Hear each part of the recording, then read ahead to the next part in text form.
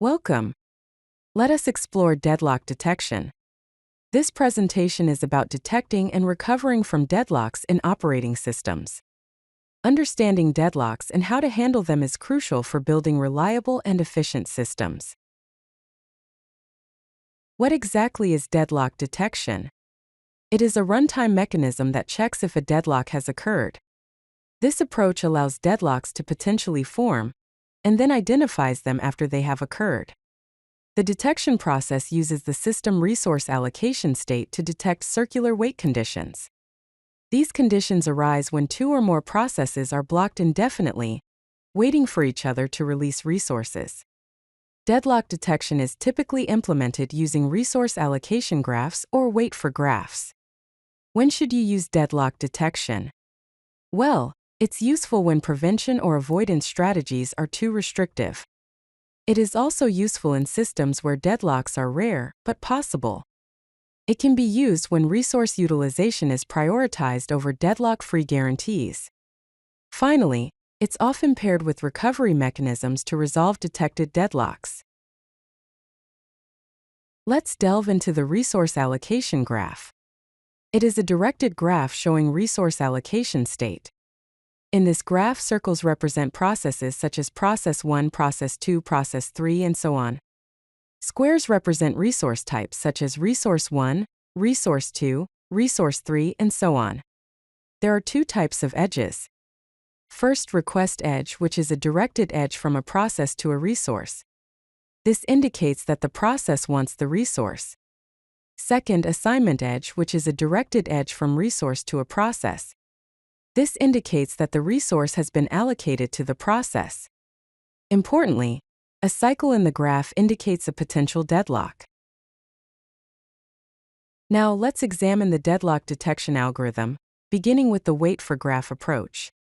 This is a simplified version for single-instance resources. To construct wait for graph for each process P sub I in the system and for each process P sub j in the system if process P sub I is waiting for a resource held by process P sub j, then add an edge from process P sub I to process P sub j to the graph. Finally, if the wait for graph contains a cycle, a deadlock exists, otherwise no deadlock exists. For systems with multiple instances of each resource type, these data structures are used. Available, which is an array of size m, represents available resources. Allocation, which is a two-dimensional array of size n by m, represents the current allocation of resources to processes. Request, which is a two-dimensional array of size n by m, represents the current resource requests of processes. Work, which is an array of size m, is initialized to available. Finish, which is an array of size n, is initialized to false for all processes. To detect deadlock while there exists an unmarked process P sub I, for which request for process P sub I is less than or equal to work, then set work equal to work plus allocation for process P sub I, and set finish for process P sub I to true. Finally, if finish for process P sub I is equal to false for any I, then a deadlock exists.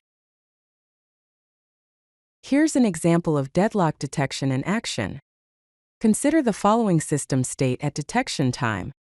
The table on the left shows the allocation and request of resources for four processes P1, P2, P3, and P4. The table on the right shows the total and available instances of three resources, R1, R2, and R3. Step 1, initialize work equals available, which is 1, 1, 1, and finish equals false, false, false, false. Step 2, process P4. Request 0, 0, 0 is less than or equal to work 1, 1, 1.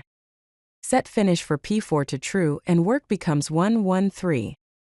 Step 3, process P1, request 0, 0, 1 is less than or equal to work 1, 1, 3. Set finish for P1 to true and work becomes 3, 2, 3. Step 4. No other process can complete. Therefore, P2 and P3 are in deadlock. Now let's explore deadlock recovery strategies. The first strategy is process termination. There are two methods. Terminate all deadlocked processes. This abruptly ends all processes involved in the deadlock. It's a simple but costly approach with maximum resource wastage. Another method is to terminate one process at a time. Selectively terminate processes until the deadlock cycle is broken, checking after each termination. Selection criteria may include process priority, process execution time so far, and resources already used. The second strategy is resource preemption, which temporarily takes resources away from processes. Select a victim process to preempt resources from. Roll back the victim process to a safe state and restart it later. This may require a checkpointing mechanism to save process state. Some challenges include selecting the minimum cost victim, avoiding starvation of specific processes, and handling rollback propagation. How can you implement deadlock detection in practice? This slide shows part of a code implementation of a deadlock detector. The deadlock detector class includes arrays for available resources, current allocation, and current requests. The detect deadlock function uses the work array, initialized from the available array, and the finish array, which is initially false for all processes. The algorithm searches for an unmarked process that can finish, meaning its request is less than or equal to the work array. If such a process is found, the algorithm adds its allocation to the work array and marks it as finished. The detection algorithm should be run periodically at a frequency that balances overhead with timely detection. Common approaches include running when a resource request cannot be granted immediately, running at fixed time intervals such as every n seconds, and running when CPU utilization drops below a threshold, indicating blocked processes. Now let's compare deadlock strategies. This table compares 4 deadlock strategies: prevention, avoidance, detection, and ignore, in terms of resource utilization, implementation complexity, and runtime overhead. Prevention has low resource utilization, low implementation complexity, and no runtime overhead.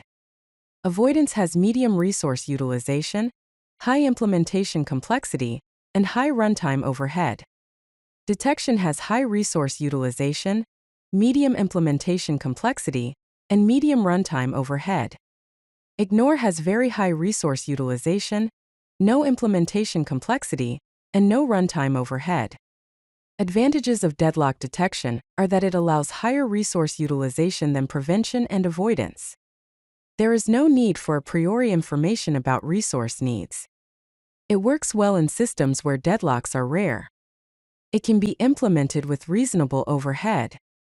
Disadvantages of deadlock detection are that recovery may require process termination with lost work.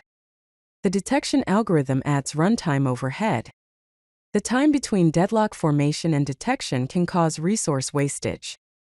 Recovery strategies may lead to starvation of certain processes. Here's a summary of what we've covered in some real-world applications.